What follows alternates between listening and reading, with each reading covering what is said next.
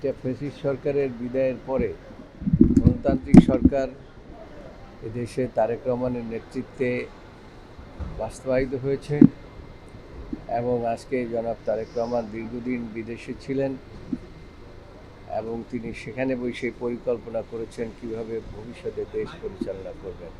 আজকে তিনি অত্যন্ত সফলতার সাথে এই বিগত 6 মাস এই সরকার পরিচালনা করছেন এবং গ্রামগঞ্জে মানুষের মধ্যে একটা উৎফুল্লতার সৃষ্টি হয়েছে।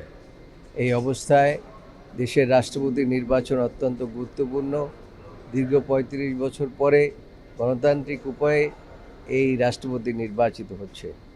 ইনশাআল্লাহ আমরা মনে করি রাষ্ট্রপতি তিনি তার দায়িত্ব সুচারুরূপে পালন করবেন ইনশাআল্লাহ। কিন্তু বিরোধী দল অভিযোগ করছে যে ৭০ অনুচ্ছেদের কারণে গণতন্ত্র বাধাগ্রস্ত হচ্ছে। ৭০ অনুচ্ছেদ তো এই সরকার করেন নাই এবং সেখানে একটি সরকার ছিল ইতিমধ্যে, আপনারা জানেন, ফ্যাসিস্ট সরকার বিদায়ের পরে তারাও এটাকে পরিবর্তন করেন নাই। সুতরাং যে অবস্থায় আছে সংবিধান, সে অবস্থায় নির্বাচন করতে আমরা বদ্ধপরিকর। Thank you.